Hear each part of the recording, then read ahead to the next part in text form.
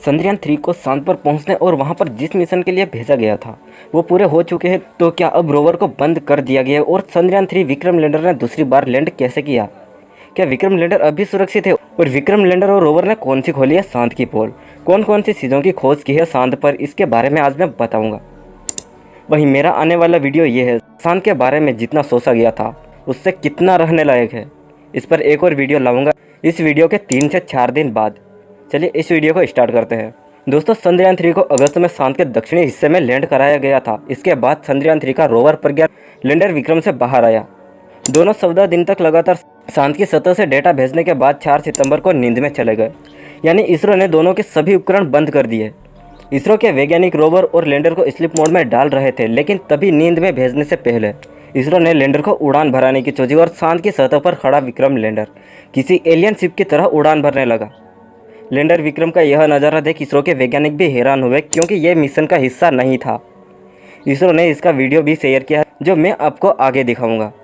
इसरो के वैज्ञानिकों को उम्मीद भी नहीं थी कि लैंडर विक्रम के साथ ऐसा भी किया जा सकता है। अब विक्रम लैंडर और प्रज्ञान रोवर किस हालत में है और स्लीप मोड में जाने के बाद विक्रम लैंडर के साथ क्या हुआ, आपके मन में उठ रहे हर सवाल का जवाब देने का प्रयास करूंगा।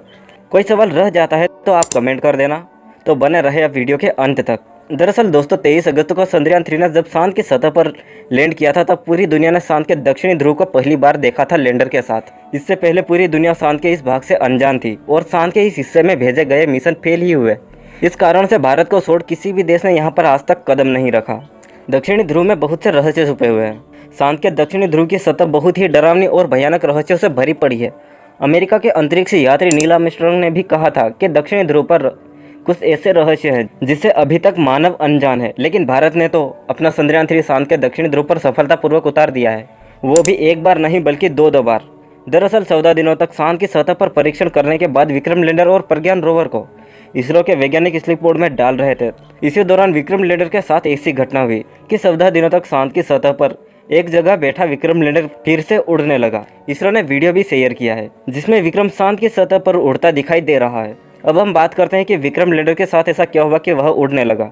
दोस्तों, 23 अगस्त को चांद की सतह पर सूरज निकला था। अब वहां पर रात हो गई है। अब तक आपको पता चल चुका होगा कि चांद पर धरती के 14 दिनों के बराबर सूरज निकलता है और उतनी ही लंबी रात होती है। चंद्रयान 3 के विक्रम लैंडर और प्रज्ञान रोवर में भी पावर जनरेट करने के लिए बैटरी लगी हुई है। वो सोलर पैनल से चार्ज होती है। इतने दिनों तक चांद पर सूरज निकला हुआ था और उसके किरणों से सोलर पैनल द्वारा बैटरी चार्ज हो रही थी, जिससे रोवर प्रज्ञान और विक्रम लैंडर चांद पर रोज नए नए रहस्य खोज रहे थे। रोवर प्रज्ञान ने विक्रम लैंडर से निकलने के बाद 10 दिनों में 100 मीटर से अधिक दूरी तय की है।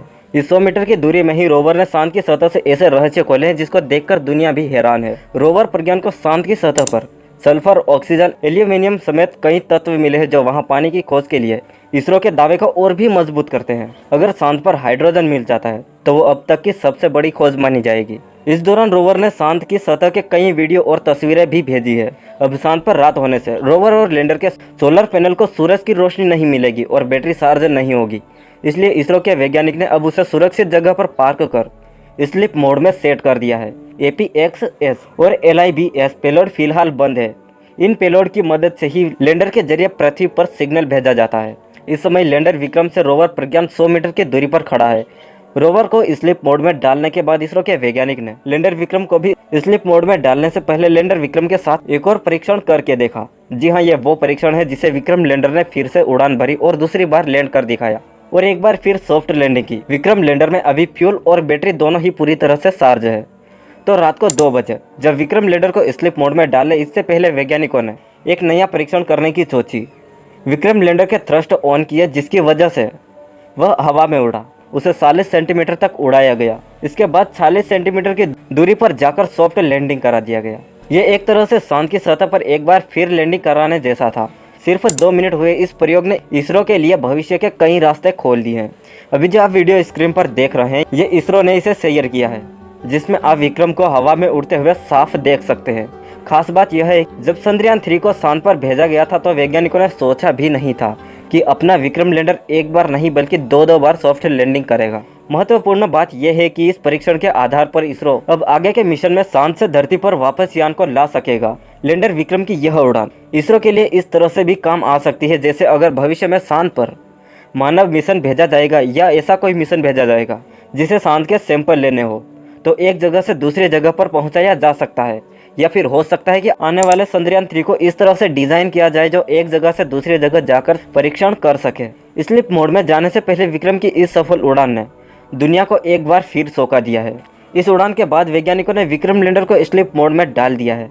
दोस्तों, अब आपके मन में यह सवाल जरूर उठ रहा होगा कि क्या चांद की सतह पर ऐसे ही सोए रहेंगे, और अब चंद्रयान 3 का क्या होगा। 14 जुलाई को लॉन्च हुए चंद्रयान 3 23 अगस्त को चांद पर लैंड हुआ था। अब इसका वक्त तो खत्म हो गया है क्योंकि इसे चांद पर 14 दिनों के लिए ही भेजा गया था। अब 14 दिन बाद फिर चांद के साउथ पोल पर 22 सितंबर को दिन होगा और सूरज की रोशनी सोलर पैनल और लैंडर पर पड़ेगी। जब सूरज की रोशनी सोलर पैनल तक पहुंच जाएगी तो इसरो के कंट्रोल रूम में बैठे इसरो के वैज्ञानिक फिर से सिग्नल भेजेंगे, इसलिए रिसीवर को चालू ही रखा गया है। फिलहाल बैटरी पूरी तरह से चार्ज है। उम्मीद है कि रोवर अपने असाइनमेंट के दूसरे सेट को पूरा करने के लिए एक बार फिर नींद से जरूर जागेगा। अगर ऐसा नहीं होता है तो वह चांद पर भारत के राजदूत के तौर पर चांद पर मौजूद रहेगा। चंद्रमा पर 5 से 6 तारीख तक अंधेरा आने लगा। अब सूरज की रोशनी नहीं और लैंडर और रोवर अगले 14 से 15 दिन तक सोए रहेंगे, यानी चांद पर दिन होने तक। आशा करता हूं कि आप इस वीडियो के जरिए चंद्रयान के बारे में कुछ नई जानकारी प्राप्त कर पाए होंगे। नेक्स्ट वीडियो के लिए इस चैनल को सब्सक्राइब करें। फिर मिलते हैं। जय हिंद।